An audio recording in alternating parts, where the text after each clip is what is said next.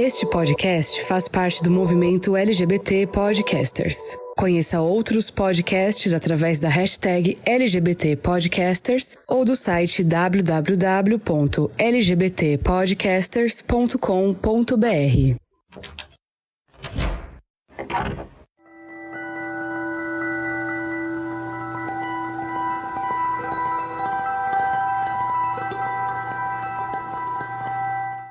Dizem que a infância é o período mais feliz de nossas vidas. Uma época em que coisas que hoje são simples eram especiais, como correr, brincar, conhecer pessoas, ir à escola.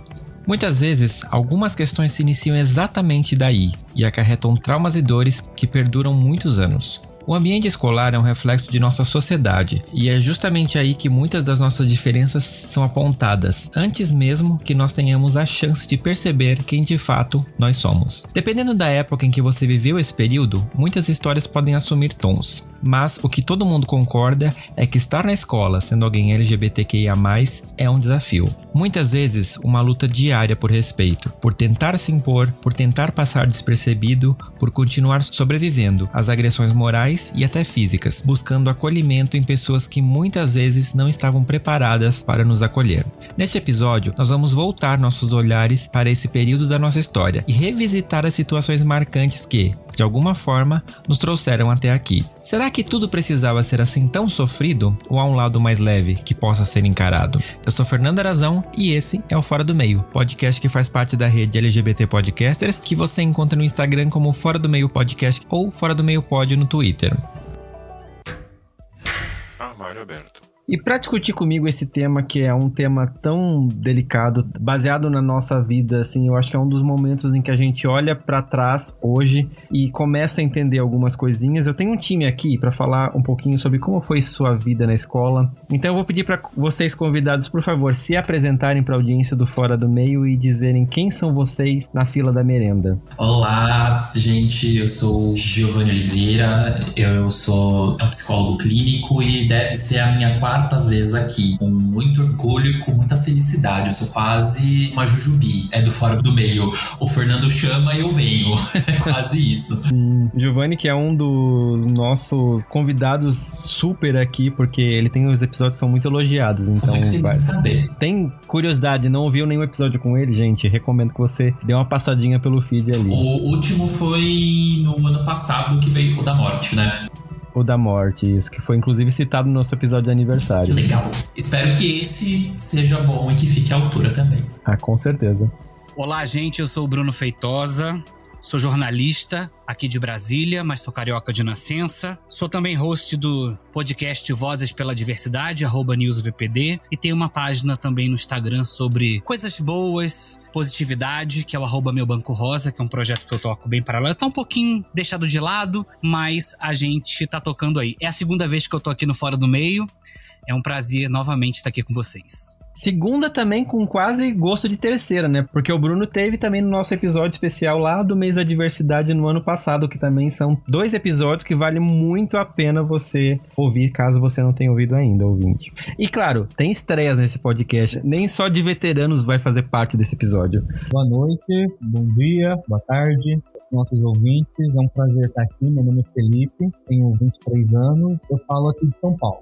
Oi, gente. Meu nome é Cauã. Eu sou de São Paulo também, aqui da região da Zona Leste, capital. Eu tenho 18 anos e tô mega empolgado também pra gente conversar sobre assunto, às vezes polêmico, às vezes não.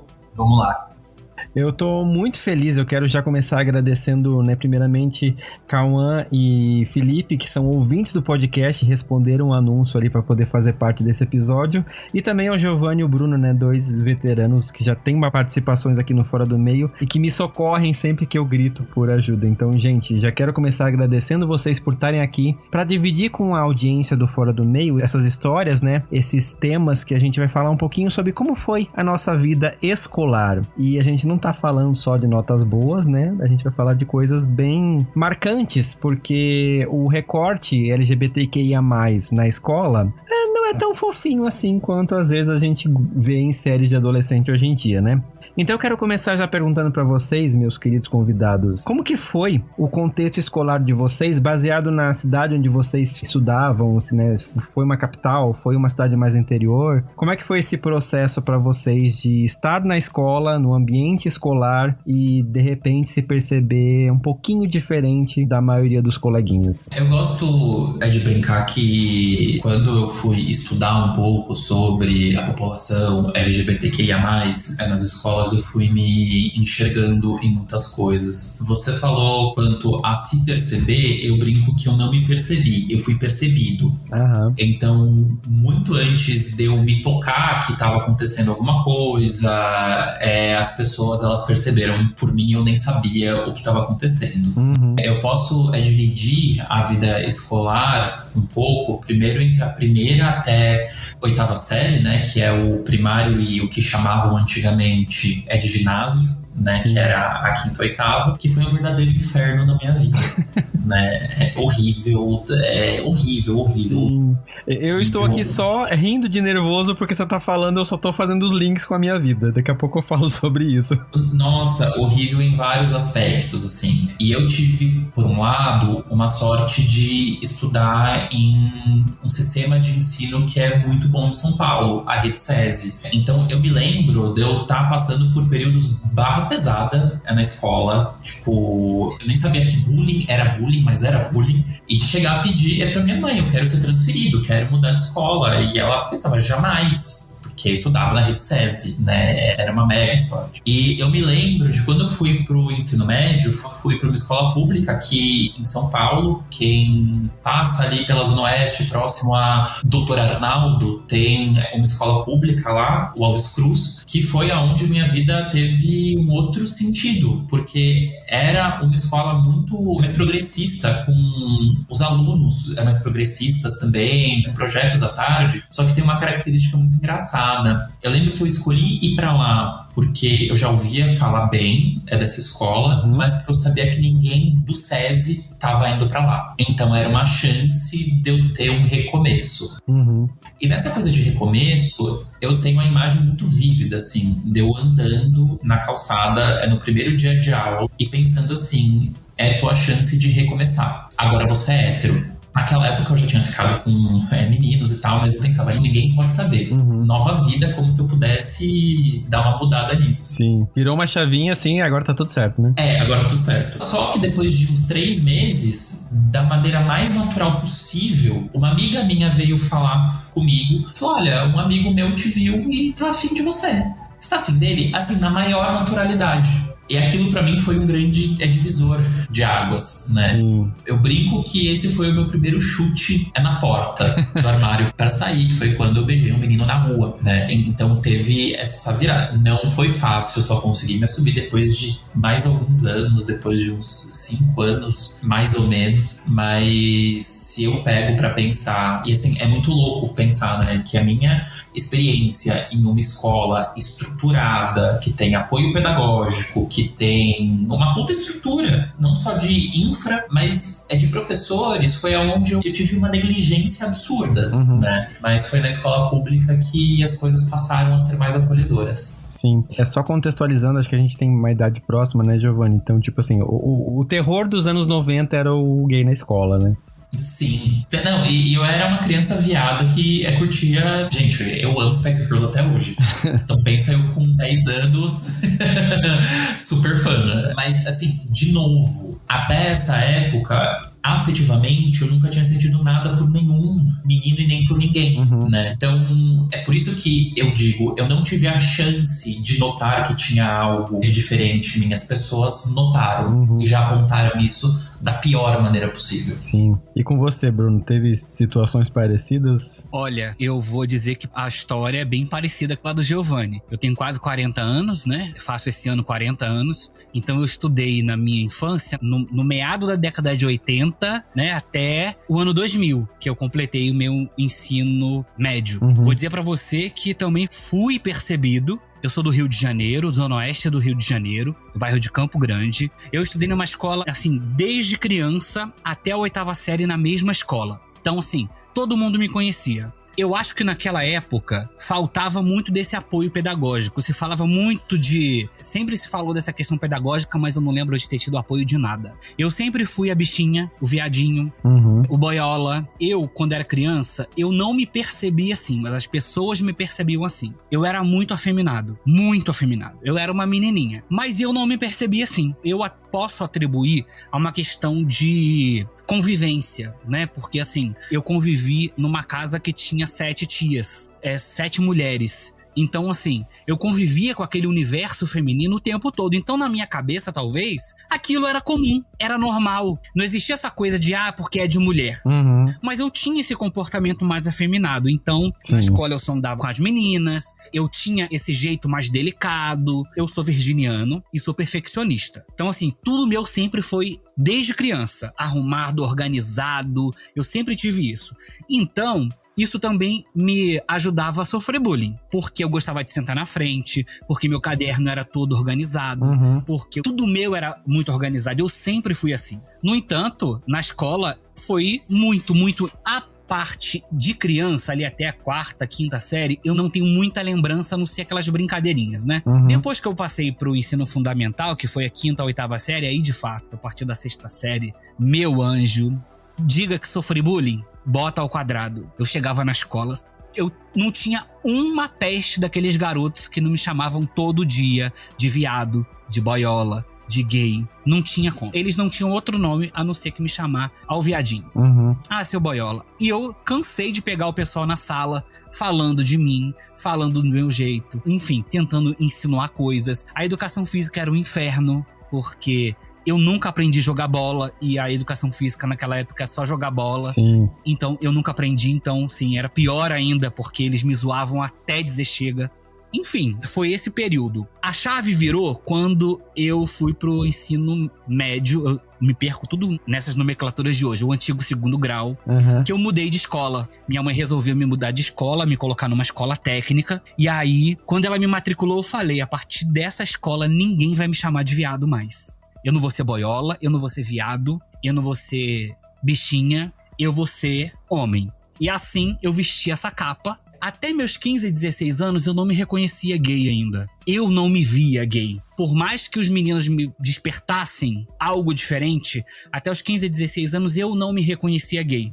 Inclusive fui apaixonado platonicamente por uma vizinha. Mas quando eu entrei nessa escola, eu vi tudo diferente. Falei, a partir de agora ninguém vai me chamar de viado. Então eu passei a ter uma postura diferente. Então eu deixei de ser bastante afeminado como eu era. Tomei uma outra postura e por cargas d'água do destino, eu conheci uma amiga lá, que virou uma das melhores amigas, que a gente ficou muito colado na escola e todo mundo achava que a gente era namorado. E isso me deu um certo conforto. Inclusive, a gente é amigo até hoje. Inclusive, ela me ajudou muito nesse processo, porque todo mundo tinha dúvida. Porque todo mundo tinha certeza que a gente namorava. Porque a gente se beijava na boca na escola. Dava selinho, se cumprimentava com um beijo. Ela sentava no meu colo, no recreio. Então a gente tinha uma relação como se fosse namorado. Mas a gente não era, aquilo ali era uma amizade muito profunda. E o fato da gente se cumprimentar com selinho me favoreceu de alguma forma. Então as pessoas olhavam e ficavam na dúvida. É ou não é? Ele é meio estranho, é viado ou não é? Mas ele namora. Então tinha um pouco disso. Sabe, no 2º grau. E assim foi. Eu me reconheci gay mesmo na faculdade. Quando eu entrei na faculdade, aí eu vi que aquele universo, falei, meu Deus do céu, que é isso? Aí já era 2001, 2002. Aí eu falei, gente, é isso. Quando eu entro na faculdade, descubro um universo que eu não reconhecia. Aí eu falei, caraca, eu sou gay. Ali, de fato... É isso mesmo, não tem mais volta. É isso, que delícia.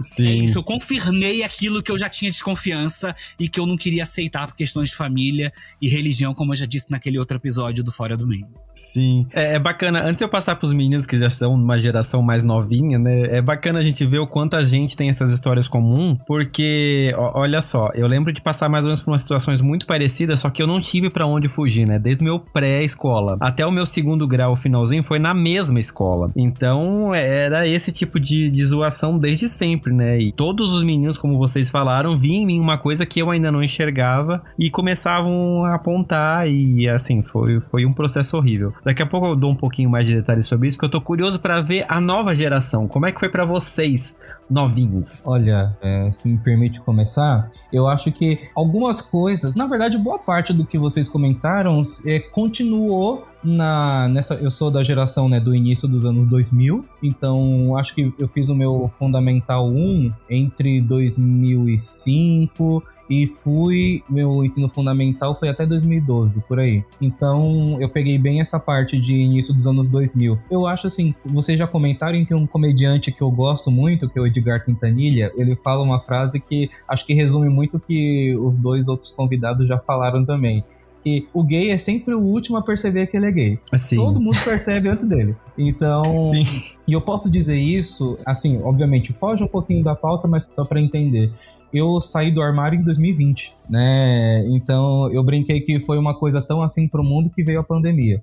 Mas assim, então, eu também, hoje em dia eu rio disso, mas na época foi uma coisa muito complicada pra mim. Mas assim, a minha escolaridade vai se definir entre fundamental e ensino médio. Por quê? Eu tive essa questão mais de vivência hoje em dia, né, recordando, né, a minha fase escolar, eu consigo fazer essa diferença. Por quê? Igual aí, como vocês já comentaram também, eu era uma criança, um jovem que tinha os seus trejeitos, hoje em dia eu vejo que eu sempre dei pinta, né, só eu que não percebia. Então, eu lembro, por exemplo, no meu 6º ano, que é a antiga 5ª série, que, não sei se vocês lembram daquela moda que teve, daquelas pulseirinhas coloridas que o pessoal usava pra caramba. E, nossa, elástico. Exato. Eu usava muito isso, eu usava um negócio cheio aqui. Aí hoje em dia eu falo, ai, bicha, é sério que você achava que você não era?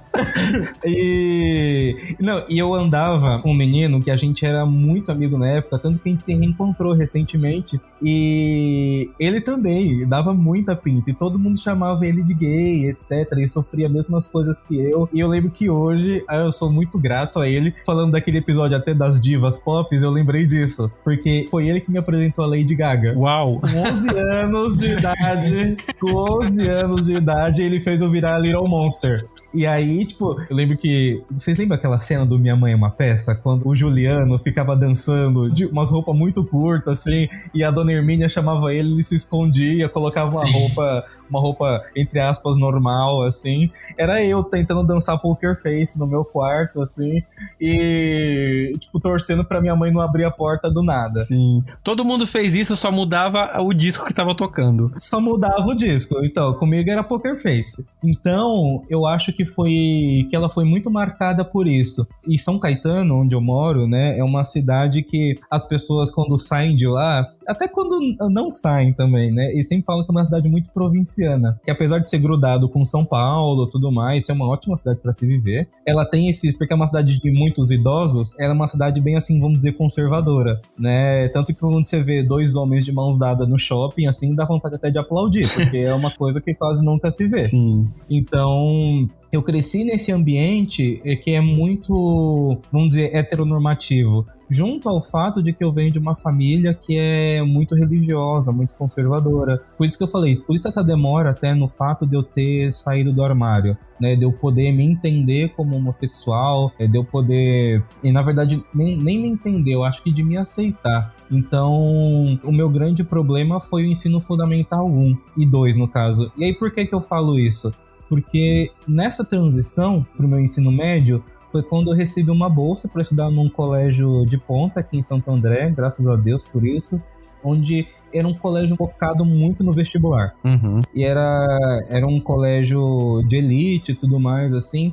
E lá eu sempre fiz parte, que nem o Bruno falou, do pessoal que senta lá na frente, do pessoal que tem a letra bonita, do que é o queridinho do professor, tudo mais, assim. E lá nesse colégio, justamente por ele ser um colégio focado em vestibular, que procurava pessoas que tinham talentos, ganhavam Olimpíadas acadêmicas, tudo mais, eu fiz amizade com pessoas que também gostavam de estudar, não sei o quê. E nesse colégio, os nerds eram muito respeitados. Porque a direção defendia muito os nerds, tanto que a ordem das salas era por nota. Aí vamos supor, os 30 primeiros ficavam na sala A, depois os outros 30 na sala B e assim por diante, né? Então, justamente por isso, eu meio que me fui blindado, né, digamos assim. no meu ensino médio, porque qualquer coisa, se alguém enchesse o saco dos queridinhos do diretor, essa pessoa sofria as consequências, né? Então, é triste hoje saber, porque eu já vi que esse diretor da minha escola, infelizmente, foi acusado por alguns episódios de homofobia recentemente. Fico chateado de saber disso, mas pelo menos foi um refúgio que eu tive um hiato de parar de pensar nisso no meu ensino médio. Sim. Hoje em dia eu fico triste pelo tempo que eu perdi, né? Mas a gente brinca, né? Que o LGBT, até ele se aceitar e tudo mais, ele vive nessa fase pós-aceitação uma adolescência, né? Porque os meninos héteros tiveram e ele não teve, né? Mas foi mais ou menos por aí, para dar um resuminho. Eu acho que assim como o Felipe, a minha aceitação veio ali em meados do início da pandemia. Então foi tudo muito intenso, né? Então, quando você começa ali a entender o que realmente está acontecendo com as reações do seu corpo em frente a outros meninos, em frente a outras situações que parece normal para a maioria do pessoal, né, da maioria dos outros meninos, a gente começa a se estranhar e se sentir muito diferente, né? E nisso, desde o início, eu não me identifico com essa parte de trejeitos. Eu acho que eu sempre me reprimi muito por ter uma família conservadora. Então eu entendia que se eu tivesse esses trejeitos, se eu tivesse que fazer coisas que um hétero, né, uma coisa heteronormativa que normalmente deveria ser feito, eu não gostava, eu odiava luta. Eu fui quase obrigado a entrar em judô e eu esperei muito como meu pai para não conseguir. E assim, foi uma luta, mas deu certo. E também odiava, eu sempre ganhava carrinhos, sempre ganhava aqueles de colecionar figurinha de futebol, e eu não sabia nem quem era a cara daquelas pessoas. Nunca tinha visto na minha vida. E assim, sempre foi muito empurrado pra mim ser algo que eu não me identificava. E eu ficava reprimindo muita coisa pra mim mesmo.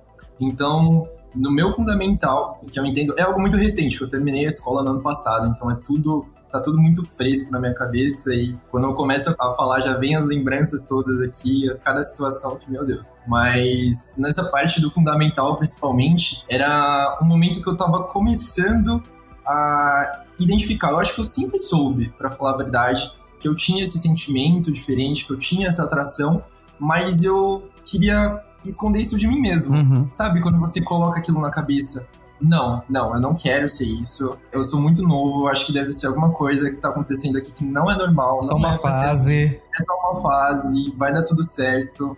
Ou talvez também você puxar um pouquinho pro lado do bissexual, sabe? Sim. Talvez eu esteja me atraindo mais por homem, mas vai chegar um momento que eu vou conseguir sentir atração por mulher também. E vou conseguir esconder isso do restante do pessoal. Acho que mais pelo medo, pelo receio de se abrir, porque, como eu disse, eu converso comentando com o Fernando no início, antes de começar, a gente não tem, hoje bem mais, mas a gente não tinha muita referência, e as referências que a gente tinha eram muito negativas. Então você via as crianças, principalmente mais novas, bem afeminadas, elas tinham muito receio porque viam que essa parte de se assumir você, um receio de, sei lá, ser expulso de casa, né? Tantas histórias de crianças que apanharam, que os pais deixaram para outras pessoas criarem por conta disso. Então você fica com todo esse medo na sua cabeça, sabe? Você se coloca dentro de uma bolha para você mesmo se proteger do que as outras pessoas vão fazer com você, até mesmo família, porque você não tem nenhuma base, você é a sua base. Em muitos dos casos, né? Porque são raras as famílias que conseguem acolher essa criança desde pequeno, né? Que tem o conhecimento para entender que isso é a personalidade dela, ela vai desenvolver aquilo porque ela é assim, sabe? Você não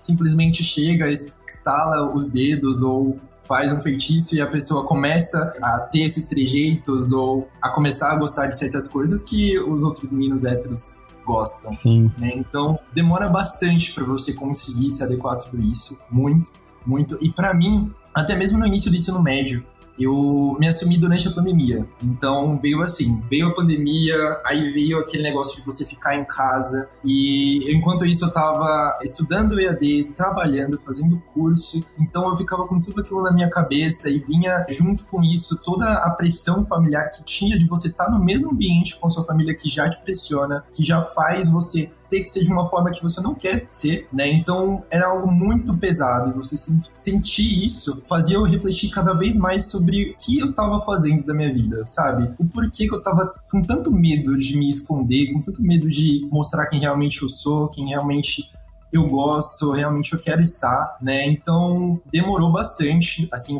acho que foi em julho ou agosto, em 2020, no início da pandemia, que eu consegui me abrir para poder começar a conversar sobre isso. Até então, eu nunca tinha aberto a boca nem pra mim mesmo, pra chegar e falar assim, eu sou gay. Nunca tinha falado em voz alta, nem pra mim. Sim. Então foi algo muito difícil. Inclusive, a primeira pessoa que eu me assumi foi uma amiga minha muito próxima, que a gente se aproximou, inclusive, por conta de uma diva pop, que ela virou muito minha amiga.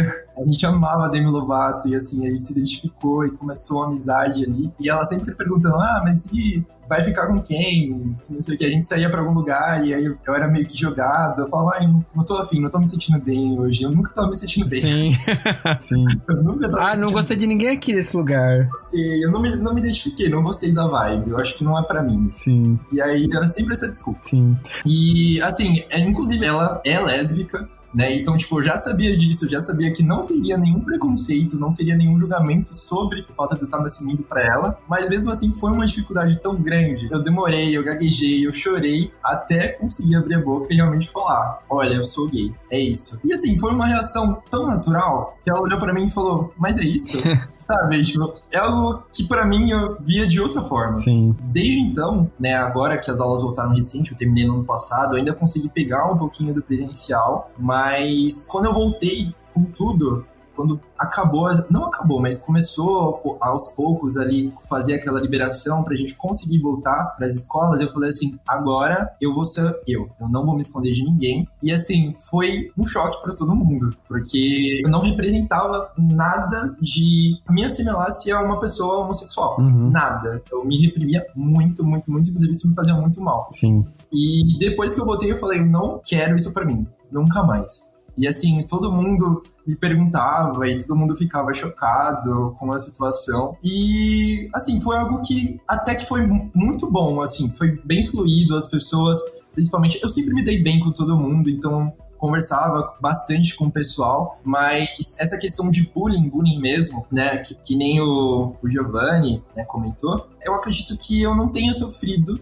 mais por conta disso, por eu estar próximo, né, principalmente de todo mundo, inclusive os meninos héteros, não me identificava, odiava, achava o ó, mas socializava, né, ali por uma questão de manter a harmonia com todo mundo, então eu não tive essa fase de ser chamado de viadinho, de bichinha. Inclusive, quando me chamaram depois da pandemia, eu falei, sou mesmo, com que orgulho. Viado, viadinho, viadão. E aí, tipo, foi algo que foi, sabe, quando você solta, que você sente mais leve, você sente aquele negócio. Sabe que eu acho muito legal saber disso, porque entre o Cauã e eu, a gente tem acho que 13 anos de diferença. Você tem 18, né? Tem 18.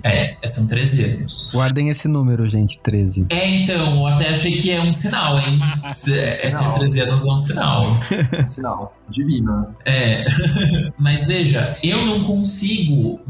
Eu sei que cada processo é um processo, eu sei que cada pessoa leva um tempo, mas aos 18 anos eu jamais conseguiria estar falando em. Nossa, eu também não. Um podcast, uma gravação em qualquer lugar sobre a minha sexualidade. Zero possibilidades pra mim. E aos 18 anos eu não estaria nem próximo a dar esse salto, né? Então, eu sei que tem uma questão de processo individual, mas não há de se negar que há um salto de uma geração para outra. Total. Né? Uma mudança de uma geração para outra. Sim. E pode parecer muito besta, assim, o que eu vou falar, mas eu não acho que é besta, né? Eu fico pensando o quanto que a música tem uma coisa muito legal de apoio nisso, né? As próprias divas pop, né? Porque eu penso, sei lá, quando eu tinha 10, 12 anos, eu amava Spice Girls, que era um refúgio, mas não era tão claramente quanto a Lady Gaga, em 2010, estava falando mais abertamente, trazia esse acolhimento de um jeito mais explícito, né? Isso também traz um conforto, isso também tem um impacto muito diferente, né? E podemos ver hoje com Pablo Vittar, com Glória Groove e por aí vai. Maravilhosas. Inclusive, eu acredito que a Demi Lovato, que foi, assim, a cantora que eu consegui me identificar com a minha amiga, foi uma das divas que eu sigo até hoje, assim, maravilhosa, que me fez, por meio das músicas delas, às vezes a performance também, que quando eu comecei a me soltar e fui tentando um passinho mais agressivo ou outro, mas eu não dou bem com dança, então eu desisti. E foi algo que foi vindo na sequência, sabe? Você vai vendo, assim, questão de também empoderamento, né? Porque a gente absorve muito isso, porque as mulheres também são uma classe que são submetidas a situações que não são legais, né? Por meio das outras pessoas. Então a gente cria uma identificação, a gente pega, absorve algo pra gente. Quando a gente vê essas mulheres ali que colocam a cara a tapa pra cantar uma música, falar sobre sexo, falar sobre algo que as mulheres são julgadas por falar, a gente se identifica, porque é aquilo que a gente quer falar o que a gente pensa, a gente quer falar o que a gente sente, sabe? A gente não quer esconder as coisas por conta do julgamento de qualquer outra pessoa, principalmente familiar. Sim. Sabe? Tem toda a questão, assim, de respeito, né? Com certeza, que seria pra todo mundo, mas isso nem tá envolvido com... Sabe, eu acho que elas fazem com que a gente consiga, inclusive, dar esse salto, né, que você comentou. Porque, assim, eu comecei escutando ela, aí eu parti daí pra ouvir Beyoncé, pra ouvir Lady Gaga, e eu vi elas performando, eu achava elas maravilhosas, eu achava, assim, super... me identificava com aquele empoderamento, aquela energia boa, positiva que ela trazia pra gente, sabe? A gente conseguia ver o brilho no olhar delas. E principalmente a falta desse medo que elas tinham de ficar quietas, né? Que elas não tinham medo de serem julgadas ou de se expressar de uma forma que outra pessoa julgaria de uma forma errada e falaria mal dela. Sim. Exemplo, né? Eu acho que isso é interessante você falar, porque pontua bem a diferença, eu acho, geracional nossa, porque enquanto vocês já têm um mundo com essas divas falando as coisas e sim, botando mesmo, né? E trazendo inclusive as nossas questões, tipo Cher, Madonna sei lá, nos anos 90, trazendo um pouco das questões relacionadas à comunidade LGBT, a gente, né, dessa geração um pouquinho mais antiga, a gente olhava pra televisão e a gente vinha coisas que a gente não gostava, porque era sempre no lugar do programa humorístico e aquela coisa escrachada. Motivo de chacota. Exato. Que você olhava e dizia, tipo assim, mas eu não sou assim. E, tipo, eu não... Chaveirinho da hétera. Exato. O cabeleireiro. É bem o Crow, né? Que da novela. Sim. Então, tipo... Fernando, você me fez lembrar uma coisa agora. Olha os gatilhos chegando. Eu lembro Sim. que quando esse negócio de geração... Ainda bem que temos um psicólogo aqui presente. Essa questão de geração é muito engraçada, porque, por exemplo, eles falaram de questão de diva pop, eu nunca tive diva pop como referência. Eu até uma época, eu tava lembrando aqui, quando eu era apaixonado por essa minha vizinha, ela era fã da Mariah Carey. E aí, eu passei a ouvir Mariah Carey por causa dela. Mas eu nunca me identifiquei com o diva pop. E eu já tinha uns 15 anos nessa época. Mas eu nunca tinha. Eu era tão... Eu tinha ainda com 15 anos, eu era tão infantil que eu escutava Chiquititas. Naquela época, Chiquititas. Então, assim, a Millie, aquela coisa, talvez... Esse universo, pra mim, era muito presente. E uma fase um pouquinho depois... Olha, engraçado, eu fui ser fã da Carla Perez. Fã de fã-clube, de venerar a Carla Perez. Quando ela apareceu, eu era fã, assim. E era uma coisa que talvez, pra minha mãe, inclusive, fosse uma coisa meio confusa. Porque, assim, tipo, o cara é fã da Carla Perez, uma mulher sensual que faz aquilo. E se me pergunta por que você foi fã...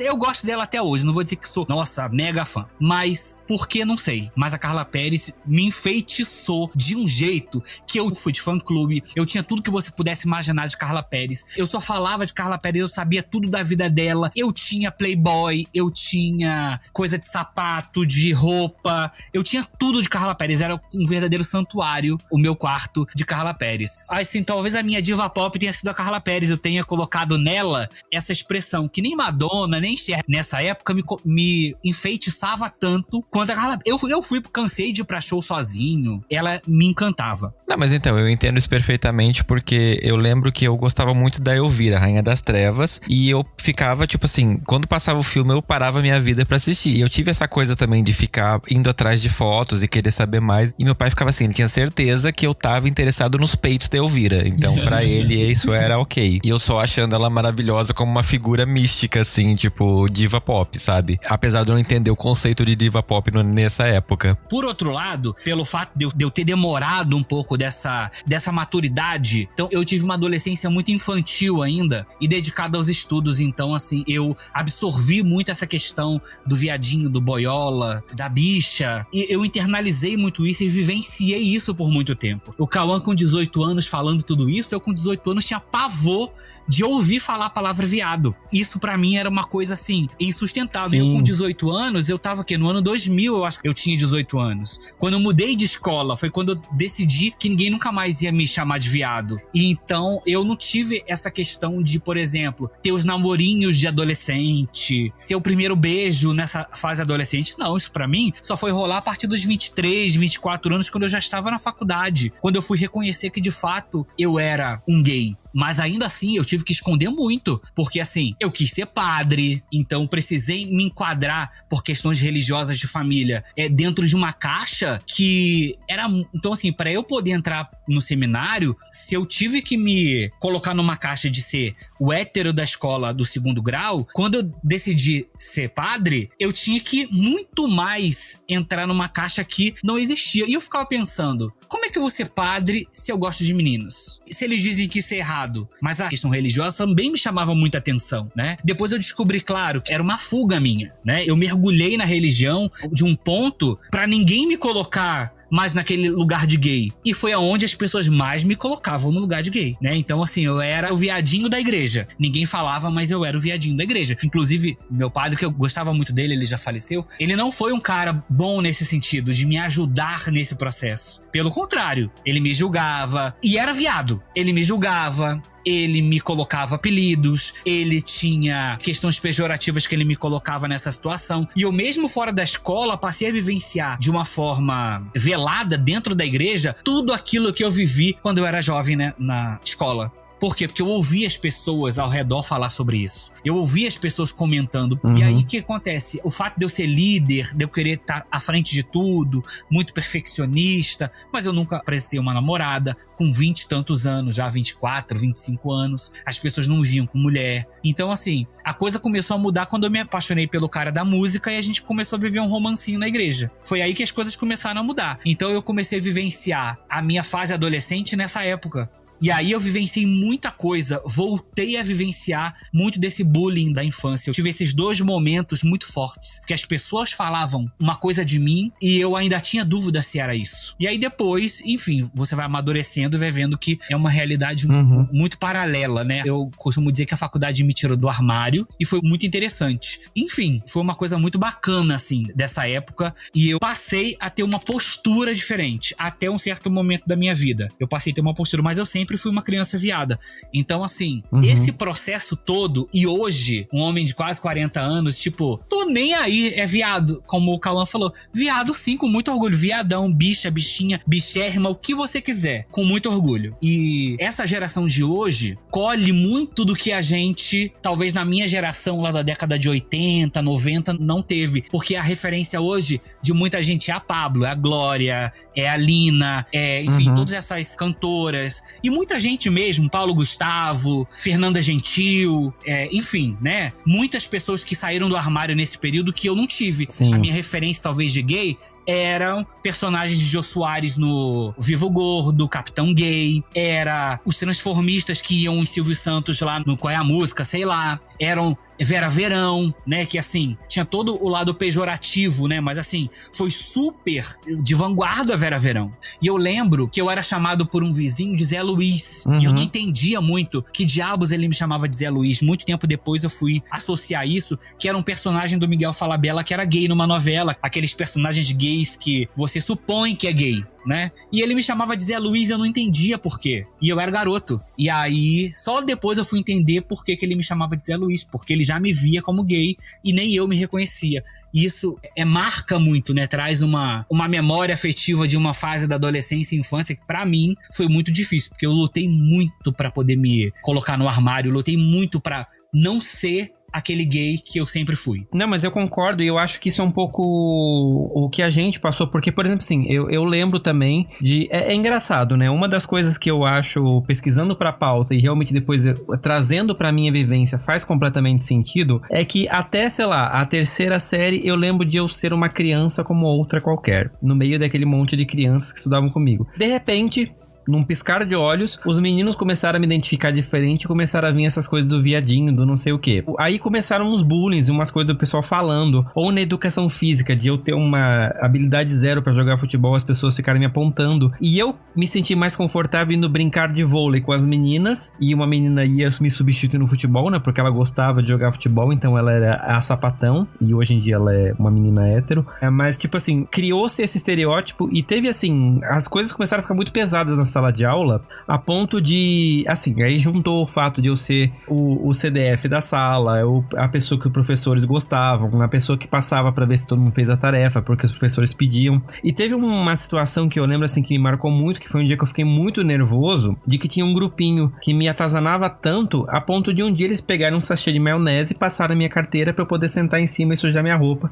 E isso virou a chacota da sala, assim. Eu lembro de eu sair da sala, eu dei um grito na sala naquele dia, tipo assim, eu não aguento mais, e saí. E os professores ficaram apavorados, assim, com a minha reação. E eu, assim, isso ficou muito marcado pra mim, porque foi quando, assim, eu acho que a sala percebeu que, tipo assim, o negócio tava ficando meio pesado. Porque eu lembro que passaram, assim, uns 2 dias, ninguém mexeu mais comigo. E pra vocês, tipo, teve alguma situação, assim, que vocês consideram que foi mais pesada em sala de aula, que de homofobia, assim, que vocês chegaram no limite a ponto de explodir, ou de brigar com alguém, ou de alguma coisa assim? Eu passei por algumas situações, você sabe que tem uma pra mim que foi a pior, que eu não lembro se foi na 7ª ou na 8ª série. Essa coisa do bullying, de chamar de gay e de viadinho, não era só dentro da minha sala. Passava entre as outras salas do mesmo ano. E eu não era o único alvo. Tinha um outro alvo que já eu falo dele, que eu acho isso importante também. E as sextas-feiras, pra mim, eram os piores dias. Por quê? O SESI em que eu estudei é um prédio em forma de círculo, né? Que tem uma estrutura muito grande e tem a parte que a gente chamava de clube, que era uma parte para os sócios, mas em que os alunos iam para fazer as aulas práticas, educação física, tinha pista, quadra, etc. E onde eu tinha a primeira aula de sexta-feira, ficava em uma sala que era na passagem do centro escolar para esse centro esportivo, né? E quem ia para aula prática era uma outra turma do meu ano. E eles passavam embaixo da minha sala cantando uma musiquinha que fizeram para mim, me chamando de viado. Na ida pra aula e na volta da aula. E eu tive que aguentar isso por um ano inteiro. E assim, não há como você dizer que ninguém percebia, porque tinha a minha professora e tinha outra professora. Uhum. E eu lembro de me dar pânico toda vez, porque era quando eles iam pra aula e quando eles voltavam. Nossa, vontade de chorar, de me esconder. Quantas vezes eu não cheguei a pensar em me matar, porque era muita humilhação, era muito horrível. E cheguei a brigar na escola 2 vezes, né? A primeira vez era um dia de chacota em cima de mim, muito pesada. Muito, muito, muito pesado. E foi espalhou além do próprio grupo de quem fazia bullying, né? E outras pessoas, e aí eu me revoltei muito. E o menino falou, é seu viadinho. Eu falei, então vem quebrar o viadinho. E ele veio pra cima de mim. Eu lembro que eu taquei uma cadeira em cima dele e desci a porrada nele, né? Eu não sei como não chamaram a minha mãe até hoje, porque eu dei umas boas porradas nele. Mas depois disso, por um bom tempo, ninguém mais mexeu comigo, porque eu bati. A bicha desceu do salto. É isso aí. É isso aí. Né? Mas tem uma coisa que eu paro pra pensar nisso sempre, assim. Especialmente a minha série tinha 2 alvos, né? Eu e um outro cara que acompanham ele por redes hoje, e ele é gay também, né? Mas quando eu olho pra trás, eu olho pra tudo que a gente passou naquele maldito SESI e eu penso, cara, as coisas podiam ter dado muito errado. Pra gente, muito errado. Porque eu fico pensando, se eu já pensei em me transferir de escola, se eu cheguei a pensar em me matar, se eu pensar em nunca mais voltar pra escola, eu imagino ele, né? Uhum. E foi muito, assim, acho muito legal, porque essa semana, pelo Facebook, eu vi que esse menino, ele casou. Ele tá junto com o marido dele é de 10 anos, e aí ele mesmo disse, né, que eles passaram por união estável e hoje eles casaram mesmo, né. A gente não se fala há anos, mas eu mandei uma mensagem pra ele dizendo que eu fiquei muito feliz de ver que, claro que, enfim, redes a gente supõe que o que é bom, né, mas eu disse pra ele que eu fiquei feliz de ver que as coisas deram certo, porque eu lembro o quanto que a gente sofreu naquele período, e penso no quanto que as coisas podiam dar super errado, desde ser uma pessoa que é reprimida, desde se machucar, desde tirar a própria vida, mas eu fico feliz de ver que apesar disso ele tá feliz, ele encontrou o marido dele, que ele casou, né. Tem esse bright side aí, mas quando eu falo em maldito SESI é porque foi um período maldito, assim, na minha vida. E quando eu olho pra trás, não tem como eu não me sentir total negligenciado, porque todos os professores viam, eles sabiam, todo mundo sabia, e ninguém fazia nada, né? Mas eu acho que sempre tem essa questão do velamento, né? Eu acho que isso é o pior. Exatamente. Você vê que, tipo, você tá sofrendo e as pessoas acham, por exemplo, no seu caso, ainda mais nos anos 90, 2000, acho que para as crianças de hoje em dia deve ser menos pior, né? Mas os professores, às vezes, já ouvi amigos meus falando, o professor entrar na vibe dos alunos, de brincar com um cara, tipo, não sei o que, assim. Sim. Eu acho que, tipo, às vezes o professor que, muitas vezes, por exemplo, a gente que aí era sempre o queridinho, estudava tudo mais, devia ser um ponto de refúgio, de defesa, de ser a pessoa que vai botar ordem na coisa, assim, falar, vamos parar com essa merda aqui. É a pessoa que, tipo, às vezes, ou não tá nem aí, ou às vezes tá até junto com os outros. Mas sabe que psiquicamente, eu vejo que em algum nível isso gera uma coisa que costuma ser comum em várias pessoas gays ou LGBTQIs de uma forma geral, de tentar despontar em algo para, entre aspas, compensar a sexualidade, né? Pelo menos eu sou mais inteligente, pelo menos eu tenho um bom emprego, pelo menos eu passei no vestibular, como se isso amenizasse a tua sexualidade, né? Como se isso amenizasse a tua identidade, né? O que é uma doideira, né? Eu venho da época em que quando as pessoas, elas se assumiam, elas diziam, eu sou gay, eu não sou viadinho. Quantas vezes eu já não ouvi pessoas dizendo que quando se assumiram, disseram, olha pai, mãe, eu sou gay, mas podia ser muito pior, eu podia estar com vestido sim. na rua, né? Sim. E aí a gente vê como a gente vive numa casta de preconceitos, né? E eu acho que eu já devo ter usado esse discurso em algum momento. Que bom que hoje eu tenho a consciência que eu falei uma grande merda, né? E que é importante que a gente revisite esses conceitos o quanto antes, né? Porque, enfim, a gente tem que se atualizar, né? Se até iPhone atualiza, por que a gente não vai se atualizar? Sim, exatamente. Olha, eu acho que por mim, é igual o Bruno, a faculdade pra mim foi o grande marco, assim, né? No sentido de finalmente poder me aceitar, poder me entender. E mesmo depois de ter na minha mente, beleza, ok, eu gosto de meninos, ainda demorou pra eu poder, tipo, olhar no espelho, tipo, e poder falar assim, não, eu, Felipe, sou gay, etc. Mas eu fico muito grato que, às vezes, eu percebi que boa parte de nós, assim, tem isso em comum, que é ter aquela pessoa, algum amigo ou amiga que vai sempre, tipo, pegar na sua mão e falar, não, tá tudo bem. Você é uma pessoa normal, tá tudo bem você se sentir desse jeito, tá tudo bem você ser desse jeito. Que pra mim foi uma amiga aqui da faculdade, inclusive, Natasha, se estiver ouvindo, um beijo pra você. Que foi quando eu contei pra eles, eu lembro até hoje, foi numa festa da faculdade, mas eu não falei assim, não, eu sou gay, assim. Eu falei, nossa, se fosse pra ficar com fulano de tal, eu até abria mão da minha sexualidade, né? E aí depois, quando a gente conversou, depois da festa, eu fui procurar ela pra conversar, e é muito aquilo que a gente já tinha conversado antes, né? Todo mundo descobre a gente antes da gente, né? Ela falava assim, ai Fê, eu e a fulana de tal, a gente sempre conversava, um dia o Fê vai contar pra gente, quando ele se sentir bem, né? Então, foi muito isso, né? Eu acho que essa questão de se sentir acolhido é uma coisa que a gente tem esse privilégio hoje em dia, né? Hoje em dia tem muito mais isso, que eu acho que dá esse start e, assim, empurra a gente uma coisa que eu sempre tive muito medo quando eu fui sair do armário era da reação das outras pessoas na minha faculdade. Porque era bem aquilo, né? Vamos dizer assim, você tá jogando fora anos e anos que você tava tentando se enquadrar. Né, eu também nunca consegui gostar de futebol, sou um asno pra qualquer esporte, nunca consegui, nossa, é aquele cara que fala das minas, não sei o quê.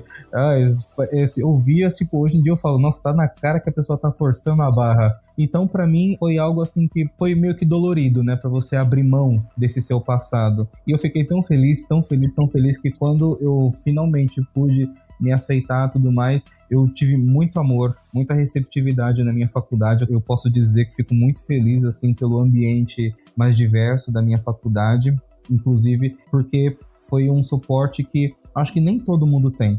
Porque, por exemplo, como eu falei da questão de religiosidade, fora de casa, eu tô fora do armário. Eu ainda vivo dentro do armário dentro de casa, infelizmente. Porque eu tenho uma família, eu tenho um padrasto que fala coisas absurdamente homofóbicas, que quando tipo, passa um gay na TV, eu lembro até hoje, quando eles estavam assistindo lá o... Sabe aquele Quem Quer Ser um Milionário, lá do Luciano Huck?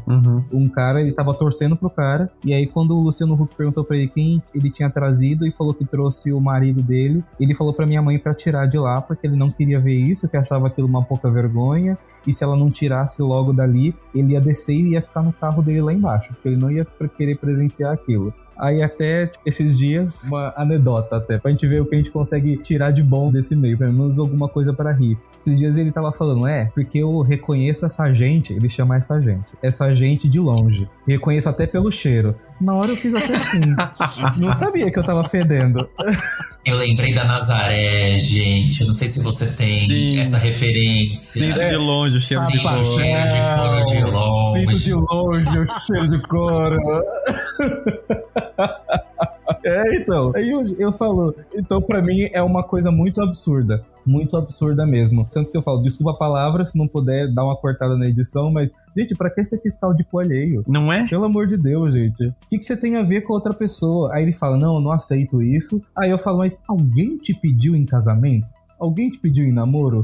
Ele, não, mas não sei. Eu falo assim, então você não tem o que aceitar. Mas não sei o que, vai contra as leis de Deus. Assim, divórcio também tá bom? Porque assim, eu cresci num ambiente religioso, eu cresci sendo ensinado pela Bíblia, tudo mais, eu acredito em Deus, eu não acredito na interpretação que os homens fazem, né? E eu sempre falo assim, a pessoa que vem querer usar a Bíblia contra mim, ela se prepare. Porque, tipo, a maioria das pessoas que vem falar de Bíblia, tudo mais, elas nunca leram a Bíblia direito. Elas falam de uma coisa que só elas escutam falar de outras pessoas, elas só reproduzem. Então aí quando você enquadra elas, mostrando assim, tá, isso, você não consegue entender. A Bíblia, ela fala nesse sentido de coisas muito específicas, que obviamente não é o escopo daqui, da gente entrar em teologia, essas coisas, que são muito mal interpretadas, e as pessoas acabam usando isso para subjugar a vida de outra pessoa, né? E aí, eu sempre falo isso. Então, beleza, uma amiga minha, até que ela é cristã, ela não sabe de mim, mas ela mesma fala, olha, Felipe, mas eu super entendo o homossexual e tudo mais, eu não vou julgar com ele, sabe por quê?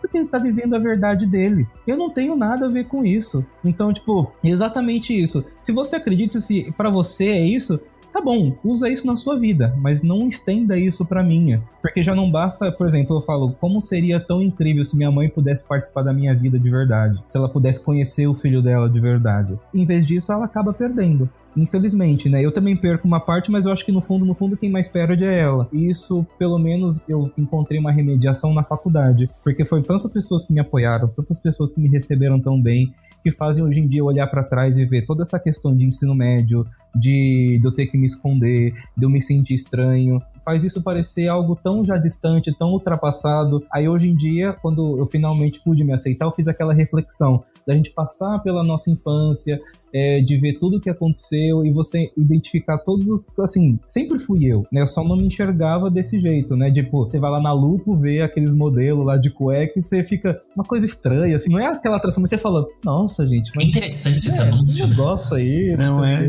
Interessante, Então, aí você começa a perceber que tá tudo bem, sempre foi você não mudou, Hoje em dia eu sou muito mais livre, né? As pessoas brincam e tudo mais, então não tem... Eu acho que essa liberdade de você poder respirar e dizer assim, não, eu falando de tal, sou gay, etc. É muito bom e é uma coisa que eu acho que o Cauã temos esse privilégio que vocês não tiveram de ter isso tão cedo.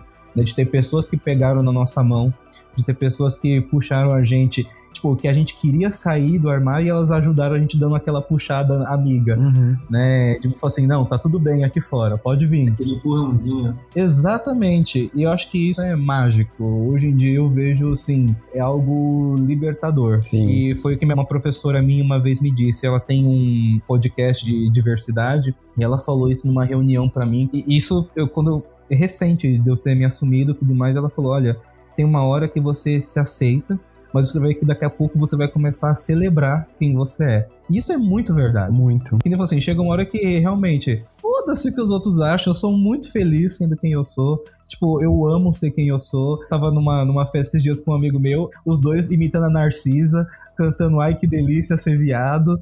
Então, tipo, eu nunca me imaginei assim, tipo, há 5 anos. Então eu acho que é isso, sabe? Depois quando você sai, você vê o quão, apesar de dolorido, o quão pequenas aquelas pessoas que te julgavam antes parecem depois. Sim. Sabe? Então, aí eu até lembro do Diva Depressão, que eles colocam uma vinheta lá do Casos de Família, que aí eu falo assim, não, essa é tudo. Ele fala assim, o que você não suporta é que eu sou um gay de sucesso e você é um hétero falido. E aí, eu guardo isso pra mim sempre, porque hoje em dia eu sou zero frustrado. Sim. Eu posso viver quem eu sou de verdade. Isso é incrível. Não, isso é ótimo, de fato, assim, mas isso não significa que não dói menos, né, passar por essas situações. Não, exatamente. Mas isso quando você cresce, né, você vê, tipo... Sim, não, hoje você olha pra trás e pensa... É que é engraçado, a gente não... Engraçado modo de dizer, claro, né? Só que a gente não tem o menor suporte, justamente porque a gente é muito novo, não se fala sobre sexualidade, você não tem o tempo de maturar nem quem você é e você já tá tendo que lidar com um monte de porrada ali acontecendo e etc. Eu imagino que o Bruno deve ter uma história também desse nível, assim, de porque... Quem nunca teve aquela namoradinha lá na 2ª série? Ah, quem é a sua namoradinha? Eu tenho uma tia que ela não podia me encontrar, que ela falava, já tá namorando? E assim, aquilo me incomodava, porque nem eu me reconhecia. Porque nem eu me entendia o que era. Entendeu? Então, assim, é uma coisa muito louca.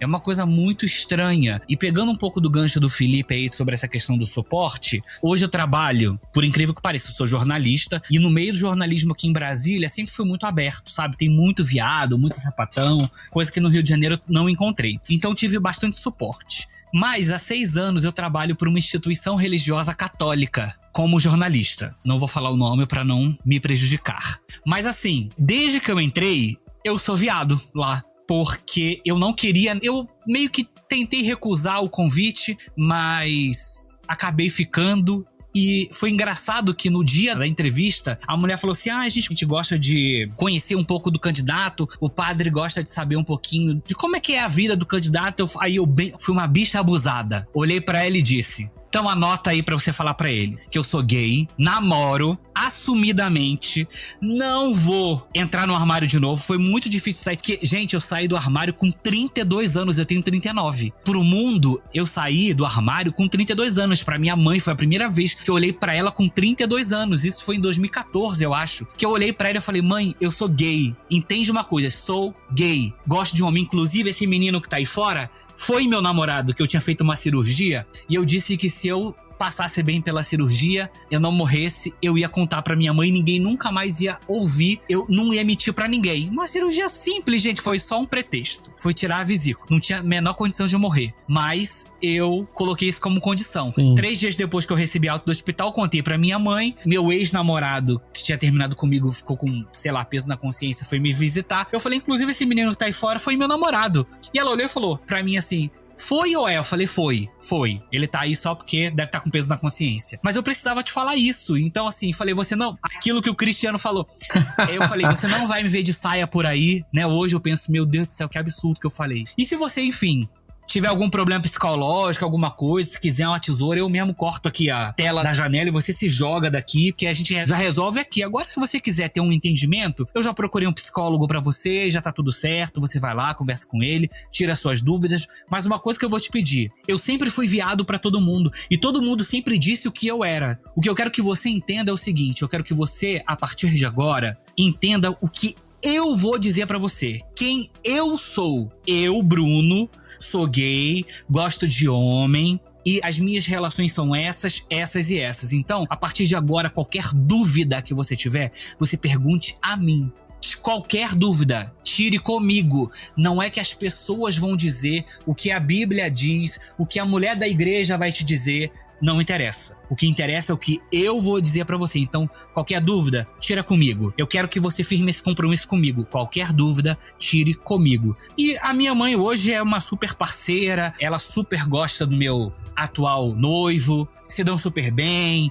Enfim, até mima demais e cuida demais. E eu falo pra ela que todo aquele período que eu vivi na escola, eu contei pra ela do bullying, né? Eu falei do quanto que eu sofri. E ela falou assim, nossa, desde que você é adolescente, eu sempre percebi que você era gay, você era diferente. Só que eu tava esperando você falar. Falei, isso é muito ruim, porque eu sempre tive medo de você. Então foi um período que eu passei quase 20 anos da minha vida sem poder ser quem eu era, com medo de uma coisa que você inclusive já sabia que podia ter me chamado pra conversar. E esse caminho teria sido diferente. Talvez eu não tivesse a cabeça que eu tenho hoje se ela tivesse me chamado pra conversar lá atrás. Eu não tivesse a segurança que eu tive quando eu dizia pra mulher do RH que sim, aqui é uma instituição religiosa católica, que a princípio, né, gays não são bem-vindos, que vocês estão chamando gay, mas porque eu sou talvez um profissional foda. Eu sou um jornalista foda que vocês estão buscando, um cara que o meu profissional tá acima do fato de eu ser gay e ter um namorado. E falei, inclusive sou líder de grupo de gays católicos, dou palestra, dou entrevista, e nada disso eu vou deixar de fazer. Claro, não vou dizer pra vocês, principalmente o Cauã que tem 18 anos, que foi fácil. Que esse caminho, essa trajetória, eu tá aqui hoje no Fora do Meio pela segunda vez, falando abertamente sobre a questão de sexualidade, sobre ser gay e tudo mais, sobre Xona mesmo, vou fazer 40 anos, a titia, né, entrando na... Como é que o pessoal fala? Das gays mais velhas, não é titia não. Maricona, as maricona, entrando no time das maricona, não foi fácil. E muitas vezes não é fácil. Agora, hoje, os xingamentos, o boiolo, o gay, o viadinho, isso nem me incomoda. Tipo assim, quer me chamar? Me chama. Tô nem aí. Tô nem aí. E se, de repente, eu tiver de boa, eu ainda vou responder sim, sou, com muito orgulho. Olha minhas unhas pintadas de rosa. É isso. Mas isso que você falou me faz lembrar de um episódio que eu tô ouvindo agora, inclusive do podcast de vocês, que é aquela questão da gay Regina George, que vocês falam uma coisa que eu guardei muito comigo. Que é, hoje em dia todo mundo na faculdade fala que eu tenho a língua afiada, tudo mais assim. Mas é uma coisa que a gente usa como realmente, eu percebi muito isso, é um mecanismo de defesa que a gente desenvolve ao longo da nossa vida em relação a isso. Tanto a gente que atua assim pra gente, sabe, querendo diminuir a gente e tudo mais, eu acho que a gente se defender, como o Giovanni falou também, é algo que acaba virando a única forma da gente poder, assim, se afirmar, né? Eu não sei se o Cauã passou por isso também, mas eu já cheguei a me sentir realmente um lixo, né, pelo tudo que a gente acaba passando, a gente acaba se sentindo tanto da sociedade como das pessoas que dizem ser nossos amigos, né, no ambiente do colégio, tudo mais, assim, que a gente se sente que é onde a gente precisa, né, em tese, entre aspas, se encaixar, aquele sentimento de adolescente que precisa se encaixar, né. Então eu acho que o Bruno falou, o que mais me dói nisso tudo, e é o que a escola ela contribui pra gente, é o tempo perdido, sabe? Então no sentido assim, caraca, você foi sair do armário com 32 anos, gente do céu, o que você não poderia ter feito, né? O que você não poderia ter vivido até lá. Então, depois, por exemplo, pra mim... Aí depois fica tudo mais intenso, né? Super. Exato. É aquilo que eu falei, de viver a puberdade, né? É porque às vezes, assim, a experiência de você ter um namorado, um exemplo, no ensino médio, de você poder ter as experiências que os casais héteros tinham ali, faz uma baita diferença, né? Tipo, às vezes você se assume... No meu caso, eu me assumi com 18 anos, mas aí tem pessoas que se assumem com 25, 30 anos, então são 25 anos se escondendo, não sendo quem você é, né? E às vezes você dando o máximo de si e você, poxa, eu estudo, eu trabalho, eu tenho minha vida, eu tenho minha independência e parece que tudo é voltado para sua sexualidade. Nada além do fato de que você gosta faz diferença para outras pessoas, né? Então, o simples fato de você gostar de alguém do mesmo sexo, né, faz com que isso te desvalorize muito, sabe? Isso é muito frustrante, porque parece que você nunca consegue compensar. Sim. E a gente não tem que compensar. Não é sobre isso, sabe? Não é sobre você ter que ser a mais pra poder demonstrar que você é bom pras outras pessoas só porque você é gay, você é lésbica, Exatamente. sabe? Incluindo todo mundo. Mas sobre você ter a sua independência e poder ser quem você é, né? Chegar num ponto da vida de chegar num local, principalmente em família. Eu acho que isso é muito mais complicado. Você chegar num almoço em família e quando aquele seu tio sem noção ou primo do seu pai sem noção vai chegar e perguntar da namoradinha, mesmo sabendo que você é gay, você chegar e falar assim, ó, ali, ele é meu namorado, tá? Pode ir lá, cumprimentar ele. É ele que eu trouxe aqui pra conhecer vocês. Sabe, é um... Ai, que delícia essa afronta. Ai, Sim. tudo. Nossa, Ai, que tudo. eu já fico imaginando a minha vez, menino. Juro. Eu também. Eu também, quando assim, eu deu vontade de chegar assim, montada de drag, assim, maravilhosa, bem uma Lorelai Fox da vida. Falei assim, então, gente, o hétero chegou. Trazendo toda a purpurina assim por trás, entrando na porta com capuz rosa. Exatamente, Imagina. cantando Pablo Vittar. Eu passei por Exatamente. isso. Zap zum zum zum. Sim. Eu comecei a namorar meu noivo em 2019 e no final do ano de 2019 eu levei ele pra minha casa no Rio de Janeiro pra passar um período de final de ano lá, porque todo ano eu vou passar o final do ano com a minha mãe. E eu falei pra ela já conhecia ele, e eu falei pra ela que eu ia levar, e eu tenho esse tio aí, né, que inclusive gostava muito de falar de mim, fala que eu sou a vergonha da família, que eu sou um gay nojento, que leva um monte de viado pra casa e tudo mais. Isso foi em 2019. Aí, quando foi em dezembro de 2020, a gente resolveu ficar noivo, porque ele foi morar fora do país agora, porque ele tá estudando medicina na Argentina. Então a gente resolveu ficar noivo. E aí, eu falei pra minha mãe que queria fazer lá, com meus primos, com todo mundo, né? E foi muito interessante, porque esse tio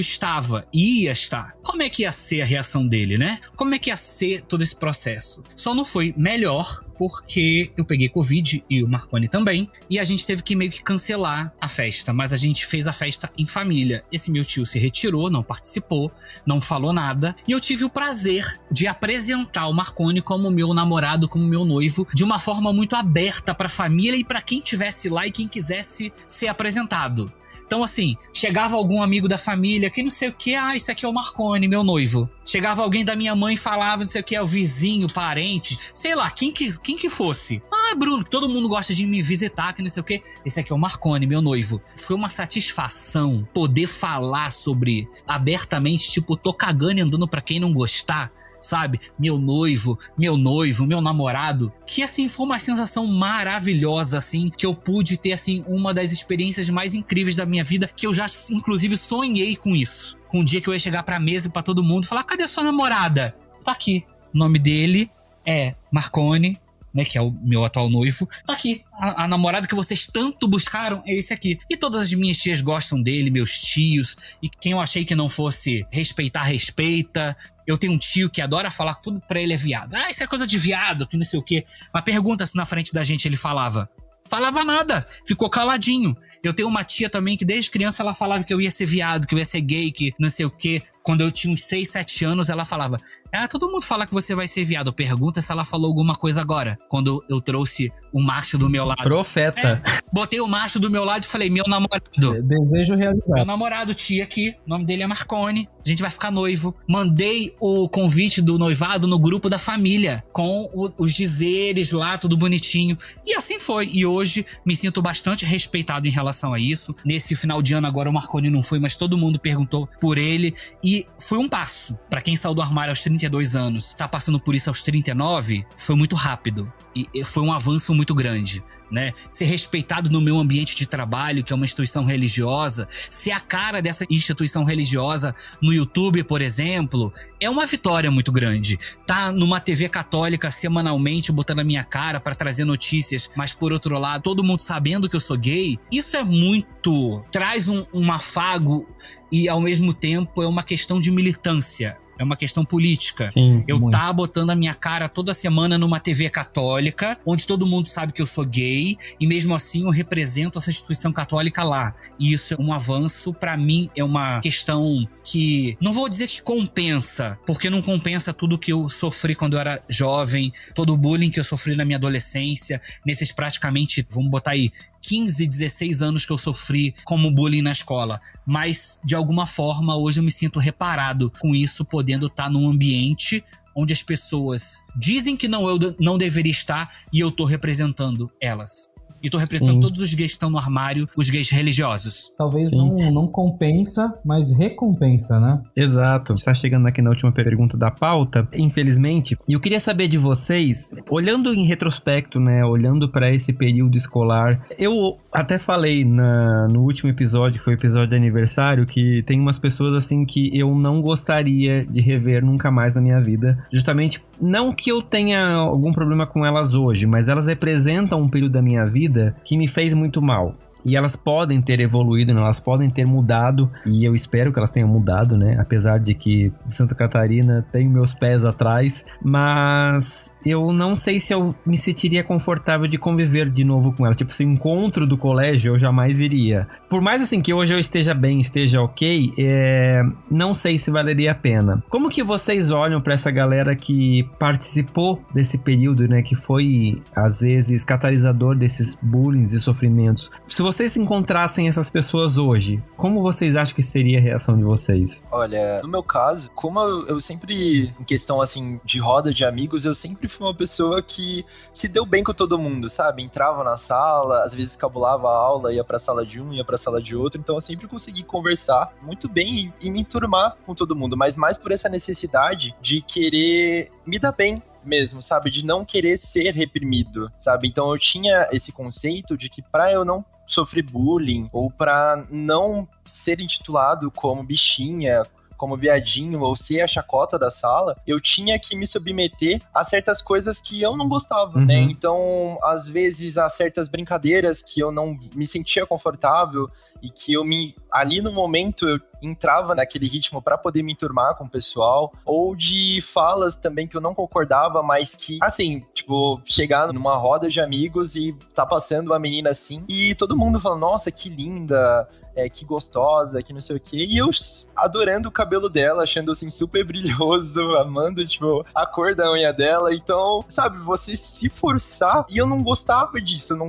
não me sentia bem comigo mesmo, parecia que eu tava atuando algo, eu tava sendo algo que não era eu, não era a minha verdade, né? Então demorou muito tempo pra eu conseguir entender isso, pra eu conseguir entender que eu não precisava agradar todo mundo, eu não precisava esconder o meu jeito, principalmente de quem não gostava disso, né? Porque é dessa forma que ele vai entender que tem pessoas que são diferentes dele, tem muita questão também de falta de convivência, né? Inclusive, tendo uma conversa esses tempos com os meus chefes, né? Eles entraram com algumas campanhas para poder contratar mais pessoas trans. E eles tinham receio de chegarem numa cultura que não tem, né, nenhum tipo de pessoa que representa essa diversidade aqui dentro, ou as pessoas aqui dentro eles tinham esse pensamento, né, elas se sentirem deslocadas, né, dentro desse ambiente, e principalmente eles também não saberem lidar com elas, mas justamente pela falta de convivência, sabe? Eles nunca tinham tido nenhuma convivência com uma pessoa trans,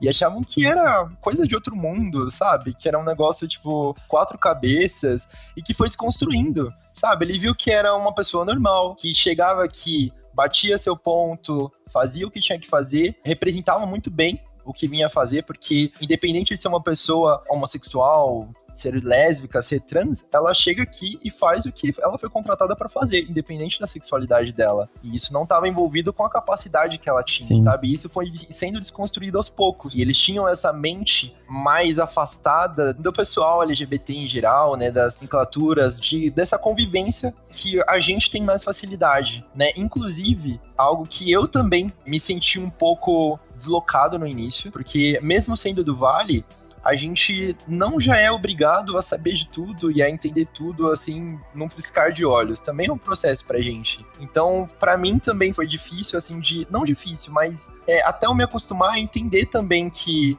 poxa, ela tem as mesmas vivências, ela tem os mesmos problemas, às vezes pior, porque, assim, o Brasil é um dos países que mais mata pessoas trans, então são traumas totalmente diferentes que a gente tem, né? Então, é algo que, assim, fora do normal.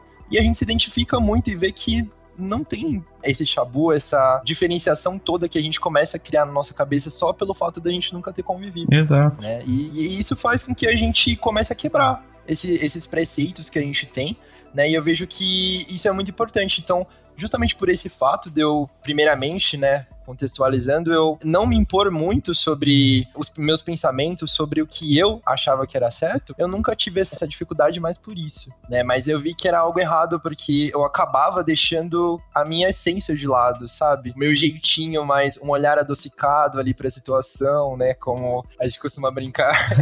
E que faria muita diferença pra vida de muita gente, né? Assim, de entenderem que aquilo era normal, que não que a gente tivesse também essa necessidade de ensinar, mas também de mostrar que era uma convivência normal como qualquer outra. Eu acho que já pra mim, então se eu puder continuar aí com o que o Cauã falou, em relação ao como eu me vejo nesse passado, eu acho que, reiterando o que eu já falei, o que mais me dói em relação a essas pessoas foi o que elas reforçaram em mim e o tempo que isso fez com que eu perdesse, sabe? O tempo que eu poderia curtir ser o Felipe, né? E não tentar ser aquela pessoa que queriam que eu fosse, de tentar me adequar num dogma religioso XYZ.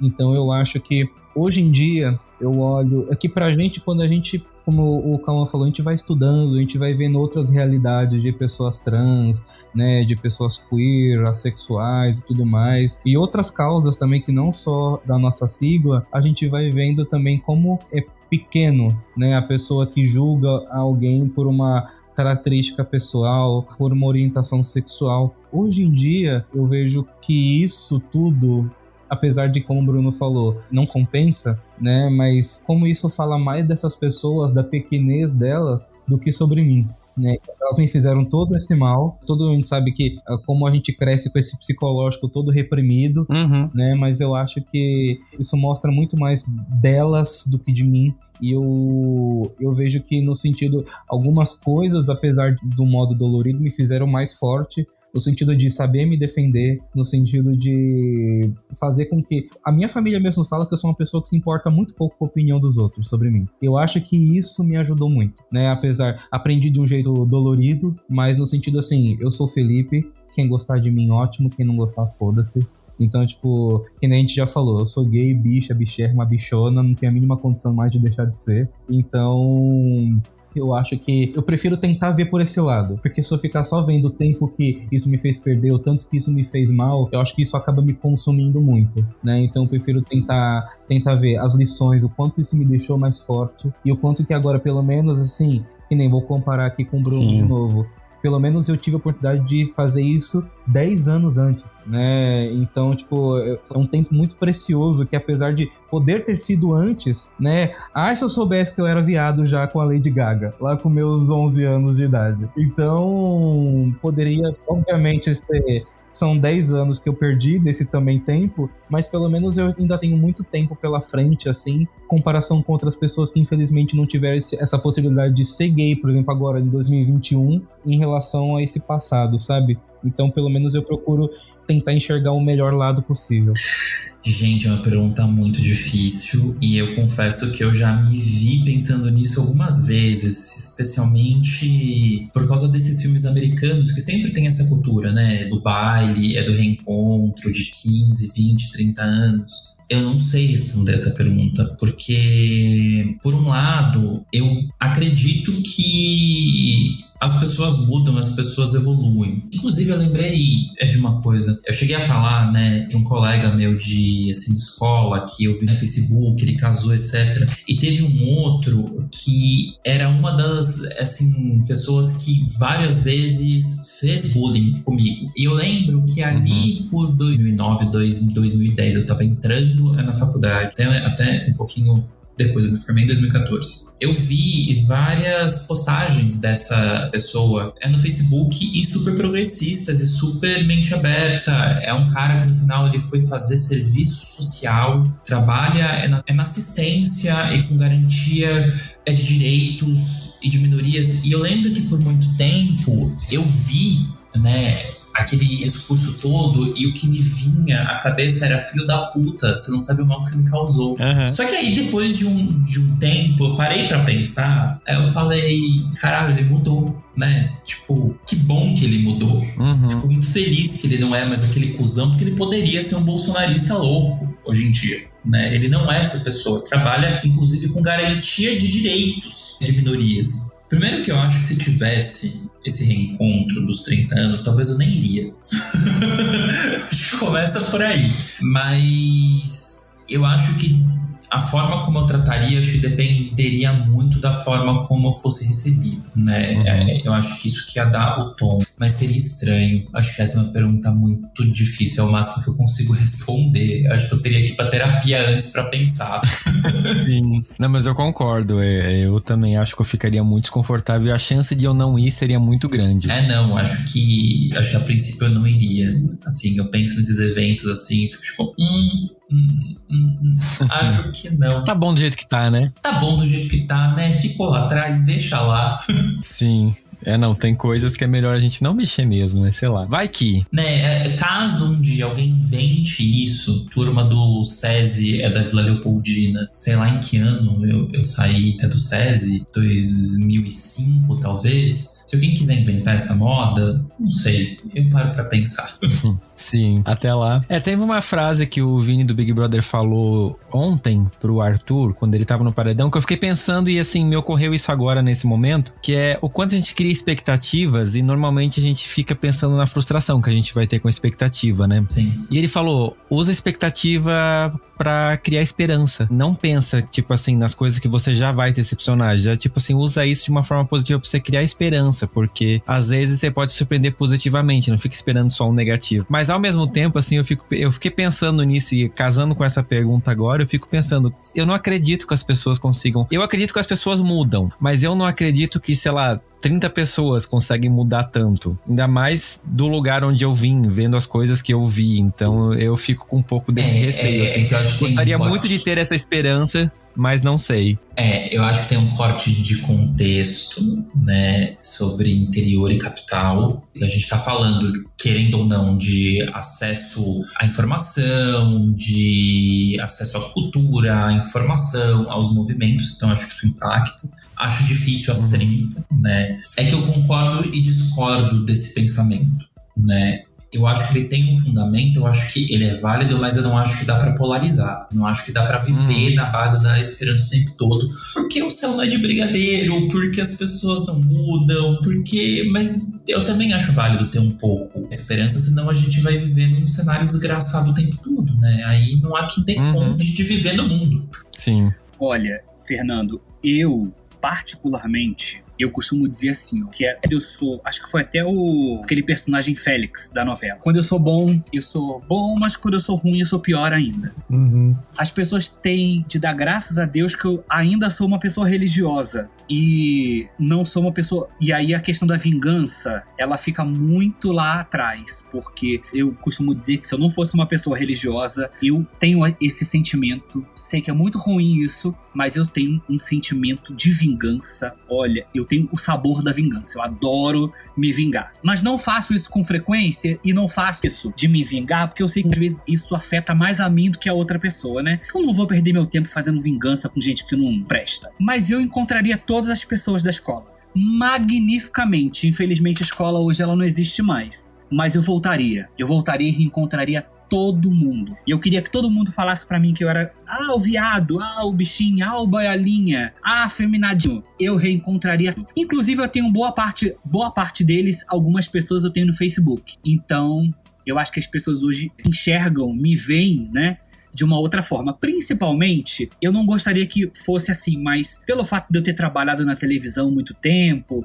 as pessoas passaram a ter uma outra referência de mim.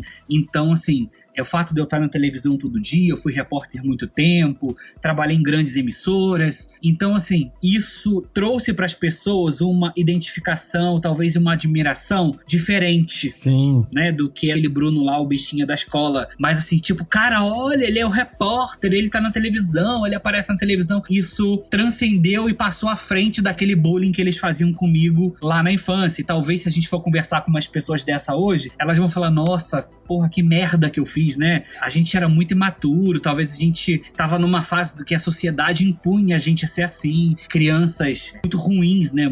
Crianças muito perversas. Então, talvez se a gente tiver um pouquinho da cabeça de hoje, eu não faria isso, reprimiria meu filho, para quem tem filho, que não fizesse isso na escola, que não faça isso na escola com os colegas, mas eu reencontraria sim, reencontraria todos eles e hoje, talvez eu estaria falando isso para eles hoje. Eu não lembro de outra pessoa gay da minha sala ou da minha convivência daquela época. Eu acho que eu fui o único, como sou o único na família, tava torcendo pra que tivesse outro gayzinho, uma lésbica, um trans, enfim. Algum LGBT na minha família, mas até agora não apareceu. Gostaria muito, né, pra tirar esse fardo de mim, mas eu tenho de carreira no jornalismo e sou muito feliz com isso. Realizei meus sonhos de trabalhar na televisão, enfim, todo aquele glamour que eu tinha. Mas hoje eu decidi estudar a questão da diversidade. Desde o ano passado, eu entrei numa pós-graduação em ação, diversidade e inclusão nas organizações. Esse desejo começou no início da pandemia e eu resolvi estudar sobre isso para poder não só falar sobre a minha vivência como um homem gay, branco, cis, mas eu quero poder falar sobre diversidade. Eu quero poder ensinar sobre diversidade. Eu quero poder não só cancelar a pessoa porque ela tá falando, não justifica, tá, gente? Mas assim, porque ela tá falando, aquele traveco, olhar para um homem trans e falar ela, olhar para uma mulher trans e falar ele, e não saber lidar. Então hoje eu sinto essa necessidade porque eu vejo muita gente da geração da minha mãe que ainda não sabe lidar com isso, mas tem o desejo de aprender. Então hoje eu quero poder ensinar sobre diversidade, por isso que hoje eu quero traçar e virar um pouquinho a chave da minha carreira para esse lado, não da academia, mas assim, tô estudando sobre diversidade para poder ensinar, seja num ambiente de trabalho onde as pessoas ainda têm aquela brincadeirinha, ô seu viado, se vê uma mulher assim, esse sapatão, né? Se vê um afeminadinho, assim, é muito viado. Então, assim, desconstruir um pouco disso, sabe? Poder trabalhar dentro das organizações a questão da diversidade, da inclusão. A gente vê muito, principalmente, né, o que atravessa talvez o Felipe, é gay, é negro, né? Ainda traz toda essa carga. Então, hoje eu quero trazer essa questão, quero trabalhar com isso. Quero poder orientar as pessoas, quero poder estar aqui no podcast dizendo que a gente não tá aqui para ser professor, quero poder ensinar também, porque tem muita gente que não sabe, não faz ideia, tá numa outra vibe. Claro, o Felipe falou isso, a gente precisa se atualizar. Então, eu hoje tô nesse caminho, né? Por isso que eu digo que eu encontraria todas as pessoas que me causaram bullying. Sim. Como hoje eu tento ensinar pra essa minha tia que eu tenho um relacionamento sólido, que é possível amar uma pessoa do mesmo sexo, é possível viver como um casal, é possível que a gente tenha uma vida social como um casal, normalmente assim como ela tem com o marido dela, o filho dela tem com a esposa dele, eu tenho com o meu noivo. E a gente faz as mesmas coisas que ele no dia a dia, né? A gente tem todas as nossas questões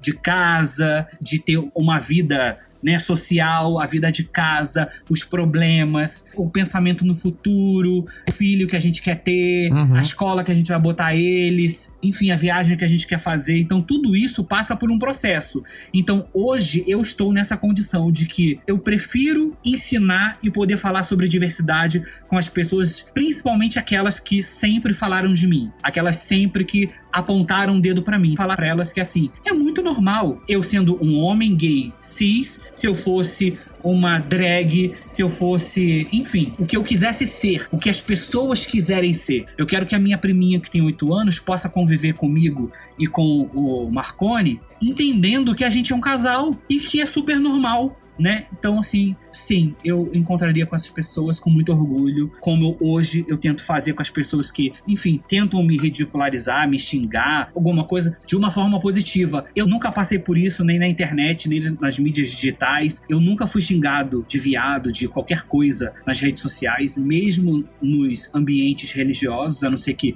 seja nas redes sociais deles. Mas enfim, tô de boa e eu acho que a gente precisa fazer esse caminho, né? É preciso ensinar sim, e é preciso que a gente passe por essa fase como o Felipe, né? Tem esse esclarecimento com 18 anos, essa cabeça super aberta. Felipe não, Cauã. Isso que eu tô falando agora, ele tem esse entendimento com 18 anos e eu tô tendo esse entendimento aos 40. Essa geração dele vai trazer muito mais coisa. Esse tempo que eu perdi vai ser um tempo muito precioso para a geração dele, para a própria geração do Felipe e para as gerações que vão vir, né? Para as gays novinhas que estão se descobrindo agora com 11, 12 anos. Sim, e isso é sensacional. O que eu mais gosto de olhar para esse encontro de gerações, como esse que a gente fez aqui agora, é ver o quanto a roda do tempo ela tá girando o tempo todo e ela tá evoluindo. Por mais que a gente, né, que já tem um pouco mais de 20 anos, olha para trás e vê que a gente perdeu um tempo, a gente tá vendo que a galera que tá vindo aí tá conseguindo aproveitar esse tempo de uma forma muito melhor e com muito mais qualidade. E porque a gente não ficou parado? Porque a gente parou para aprender, em primeiro lugar, a poder olhar no espelho e saber o que a gente estava enxergando de volta. A gente se permitiu ter esse entendimento, ao contrário da geração dos nossos pais, que preferia provavelmente colocar as coisas para debaixo do tapete. E a gente, quando tava na escola, eu acho que uma coisa que vocês falaram que eu achei interessante é que a gente não se enxergava. Eu vejo que a imagem que eu tinha do Fernando na época era uma imagem que eu via no espelho, que todas essas pessoas jogavam água nesse espelho, era uma imagem deturpada. Eu não conseguia enxergar quem era de fato o Fernando. Até que eu me afastei dessas pessoas, eu consegui finalmente que essa água escorresse e eu pude ver quem era o Fernando. E eu gostei do Fernando que eu vi de volta. Então eu não gostava daquele Fernando porque eu não tava vendo o Fernando, eu tava vendo uma imagem que as pessoas deturpavam do Fernando. E eu acho que essa é a grande mágica que a gente tem hoje. A gente pode se olhar no espelho e ver quem a gente é de verdade. Eu acho que isso faz toda a diferença pra gente, inclusive, poder se amar hoje. E que bom que as pessoas hoje não estão jogando água no espelho. As pessoas mais novas conseguem já se ver de cara quem elas são o quanto antes. E eu acho que nós, como produtores de conteúdo, que tá aqui desse lado do microfone, dividindo essa experiência com vocês, a gente tá passando um paninho nesse espelho pra te ajudar, você que tá aí do outro lado, a se ver da melhor forma possível, sem medo, sem vergonha, sem nada. Então, que bom que hoje a gente tem uma escola talvez um pouco mais aberta, mas não pela escola, mas pelas pessoas que estão lá dentro, que estão se permitindo conhecer e crescer, e provavelmente daqui a um tempo episódios como esse vão ser coisa do passado, e isso que me deixa feliz. Se joga. E no Se Joga desse episódio, eu vou deixar pra vocês uma indicação de um documentário que foi produzido por um grande amigo meu, que também já participou aqui do Fora do Meio. O documentário, ele tá disponível na internet, se você procurar você acha ele, e ele tá também em formato podcast. Se você quer ouvir agora, assim que acabar esse programa, vai lá no feed do Bendita Geni que você acha o áudio desse documentário. Se você quiser assistir, o documentário se chama Depois da Tempestade, a homofobia na escola, e foi produzido pelo Bruno Nomura, né, pro TCC dele. Então é um documentário que é muito bacana, muito sensível e explora não só as pessoas, os homens gays, mas também outras letrinhas da sigla LGBTQIA+. Então fica aqui a minha dica pra você, procura ali na internet, vai assistir, tá de graça, disponível pra você. Convidados, o que vocês deixam de lição de casa pra audiência do Fora do Meio? E vou deixar 2 dicas de livro, como eu falei sobre a questão de estudar e tudo mais, 2 dicas de livro. Uma é do João Silvério Trevisan, que é o Devassos no Paraíso. É um livro que fala sobre a questão da homossexualidade no Brasil, desde o Brasil colônia até a atualidade, né? É um livro bem bacana, vale a pena, é um livro muito rico para quem quer entender um pouco sobre a questão da homossexualidade. E um livro mais novo, eu ainda não li, tá aqui na minha lista, mas eu acho que é bem bacana, eu acho que para essa galera mais nova elas vão, né, se identificar. É o livro Talvez Você Seja, Desconstruindo a LGBTfobia que você nem sabe que tem. É do Marcelo Cosme, do jornalista Marcelo Cosme. Então, e tem muito podcast sobre LGBT, tem muito site, muito livro que eu acho importante para quem quer se especializar ou quer entender um pouquinho. Tem a rede LGBT Podcasters também, que tem bastante podcast para você poder seguir. É isso. muito. Recomendação, eu lembrei de um filme que eu assisti na Netflix faz um tempo, que não é nada muito cabeça, né? Mas o nome é Handsome Devil. Desculpa a pronúncia do meu inglês maravilhoso. Que é a história de um garoto que vai para um colégio interno apenas de meninos e ele é zoado como o gay. Ele não é gay, mas tem um dos meninos lá que é o macho alfa do time que é gay. Eu não sei se eu já entreguei um spoiler, mas eu acho que isso tá bem claro. Logo é na sinopse e nos primeiros minutos. E é bem legal, né? Eu gosto, é bem bonitinho e a música que toca no fim é maravilhosa, é muito linda. Então, a minha dica é desse filme, que tá na Netflix, então é fácil de achar também. Sim, não, é um filme sensacional. E aproveitando, e aí uma dica é mais musical, que no dia que a gente tá gravando isso, saiu o clipe novo do Jão. Maravilhoso. Da música Idiota, sim, que é uma música viciante, é muito boa, e o clipe tá muito fofo. Muito fofo. É muito fofo, tá bem legal, então eu também deixo esse clipe e essa música como dica. Sim, não, sensacional. O João é um cara incrível. Inclusive, gente, marquem o João pra ele participar aqui do Fora do Meio, por favor. Ia ser incrível. Me chama de novo, porque eu já falei que eu sou tipo uma Jujubi aqui nessa parada. Você me chama e eu venho. Sim. Ouvintes, essa é a missão de vocês. Então, agora a minha indicação. Eu acho que pessoas como eu, assim, que eu queria ter visto isso nos tempos ainda que eu não me entendia. Eu acho que um pouco de representatividade naquilo que a gente gosta é fantástico. Eu sou músico, violinista.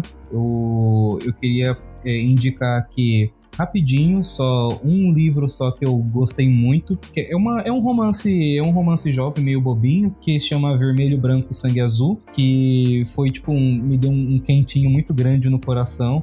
Eu acho que às vezes, assim, pra quem ainda tá se descobrindo, assim, é uma coisa que pode ser muito legal, mas a minha indicação mesmo, assim, que eu queria falar era sobre um compositor, acho que o compositor LGBT mais famoso que tem aí na história da música erudita, que é o Tchaikovsky. Ele foi um compositor russo do século XIX. Então vocês imaginam, Rússia já é o que é hoje, imagina o século XIX, que teve casamentos que não deram certo por motivos óbvios, né? Foi um cara que tanto inclusive que ele morreu muito precocemente, inclusive existe um indício aí de que ele tenha cometido suicídio porque estava tendo um surto de cólera na Rússia e ele tomou água sem ferver de propósito, né? Então já entra aí a questão de um possível suicídio. Eu acho que ele é um ícone, assim, porque por muito tempo eu tive muito aquilo que a gente conversou, né? De, será que porque eu sou LGBT eu sou menos qualificado por alguma coisa? Eu sou pior, não sei o quê. E ele é um dos maiores compositores da história, ele é o expoente do romantismo. Então eu queria aqui deixar para vocês, se eu puder dar alguma dica em específica, o Concerto para Violino, do Tchaikovsky, Concerto para Piano, número 1, do Tchaikovsky, a Sinfonia número 6 dele, e os balés tão famosos, né, que todo mundo já conhece, a Valsa das Flores, né, da Bela Adormecida, a gente tem o Lago dos Cisnes, a gente tem Romeu e Julieta, Abertura 1812.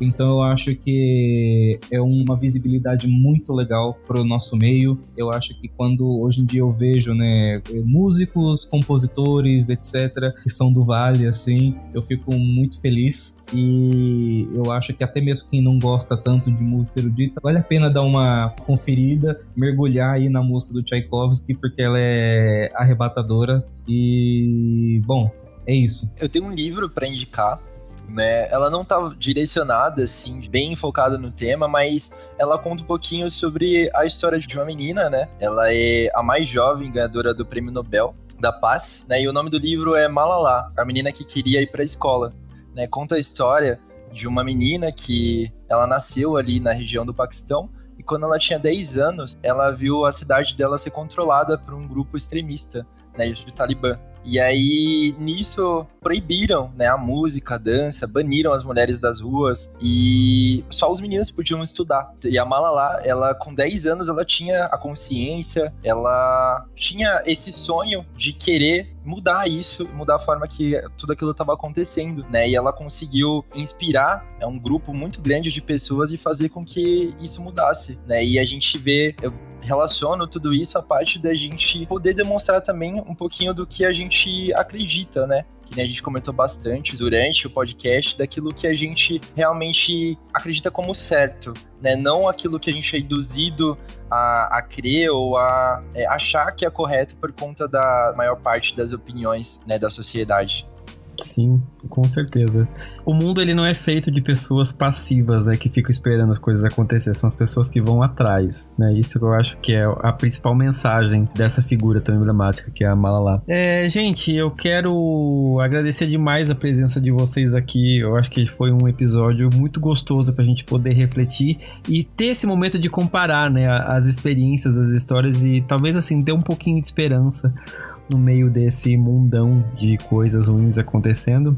Contem pra gente como que o pessoal acha vocês na internet, né, nas redes sociais. Então, eu tô eminentemente no Instagram. Meu Instagram é @feviolino, F-E-H violino. Tá? Em geral, às vezes eu tô lá reclamando da vida da faculdade, apesar de eu amar, com cara de cansado, etc. Mas... Quem nunca, né? Exatamente. Mas quem quiser, vai ser um prazer encontrar vocês por lá. Certo. Eu também tô no Instagram, né? O meu arroba é um pouquinho complexo, é KAAH_P2.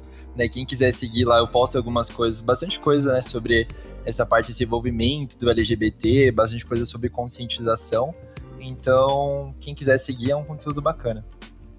O meu Instagram é Giovanni Psico, não tem postagem ainda, eu ainda tenho planos de estar nas redes, mas se precisar de alguma dúvida quanto ao que foi dito, quanto ao atendimento psicológico, fiquem super à vontade, se vocês me encontram por lá.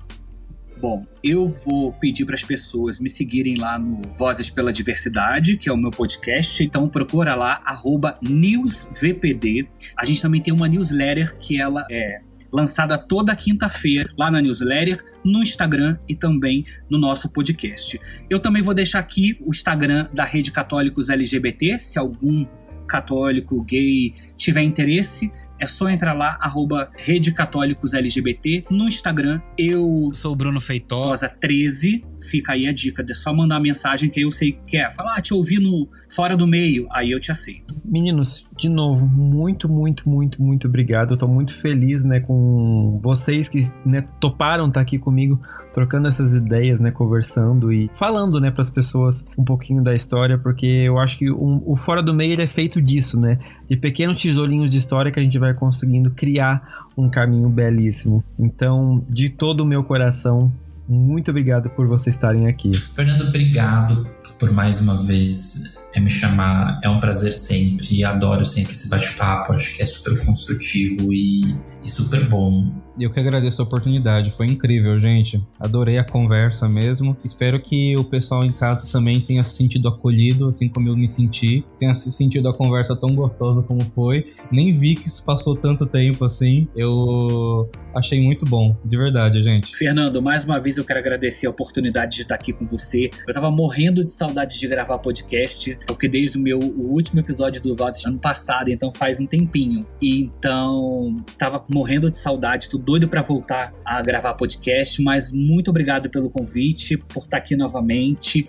Me chame sempre que precisar, sempre aqui pra gente poder trocar essa ideia e poder passar um pouquinho da nossa história pras pessoas e as pessoas poderem se identificar um pouquinho com a gente, um pouquinho com a nossa história e saber, tipo, eu passei por isso aí também e é importante que o resultado desse pós, né, o que a gente tá vivenciando agora, contando um pouquinho dessa nossa história. Obrigado mesmo, obrigado a todo mundo e conte comigo. Exatamente. Olha, eu também agradeço muito a oportunidade, viu, Fernando? É muito legal você vir aqui poder contar um pouquinho da sua história, da sua experiência e saber que outras pessoas também vão se identificar com o que você viveu, né, vão te entender, né, e ver que elas não estão sozinhas, né? A gente tá aqui, a gente também passa pelo que elas passam e é aquele ditado, ninguém solta a mão de ninguém. Conte conosco, né? Eu acho que essa é a principal coisa mais bacana que a gente tem aqui de ter uma comunidade, é que sempre vai ter alguém que vai te apoiar, que vai te dar a mão, que vai te dar o suporte que você precisa. Pode não estar aí do seu lado fisicamente, mas uma busca na internet você consegue ter ali algum apoio, algum abraço, mesmo que seja virtual, que às vezes é o que salva a gente, né, de sucumbir no meio dessa loucura toda que a gente chama de vida. Eu quero convidar você que ainda não segue o Fora do Meio a seguir a gente na internet, no Fora do Meio Podcast no Instagram ou Fora do Meio Pod no Twitter. Como é que foi a sua infância? Como é que foi a sua vida escolar na infância? Foi tranquila? Foi parecida com a dos meninos mais novos? Foi mais parecida com a nossa, que é um pouquinho mais anos 90, mais hardcore, mais rock and roll? Conta pra mim lá no Fora do Meio Podcast @gmail.com. E eu quero mandar um beijo especial pros nossos apoiadores do Fora do Meio, o Anderson da Silva, a Denise Mendes e a Beatriz Camargo. E você sabe por que essa galera contribui comigo mensalmente? Porque eles consideram o Fora do Meio um produto de qualidade. Desde a criação desse podcast eu sempre falo das questões que eu tive de me entender como um homem gay por causa das referências que eu tinha, né? Às vezes personagens da televisão que eram considerados chacota, ou as figuras que não necessariamente representavam quem eu era na minha essência. Então, uma das coisas que me fez querer criar esse podcast é justamente dar um norte, né? Dar um ponto de referência para que as pessoas possam se entender, uma pessoa LGBTQIA+, sem ter que passar por traumas que às vezes a gente passou. Então, continuar com esse trabalho é muito importante pra mim, e continuar com ele depende muito da ajuda dessas pessoas que eu citei agora, e você pode me ajudar contribuindo com valores a partir de R$1 por mês. É muito simples, você pode me ajudar, basta ir aqui na descrição do episódio ou no nosso site www.foradomeio.com.br e conhecer os planos de assinatura do Fora do Meio. Com valores a partir de R$1, você me ajuda a continuar entregando esses conteúdos de qualidade quinzenalmente para a audiência do Fora do Meio. E eu espero vocês daqui a 15 dias em mais um episódio do Fora do Meio. Tchau, gente. Tchau, gente. Adorei conhecer aí vocês. Foi muito gostoso, viu? Tchau, gente. Então é isso. Até a próxima. Tchau.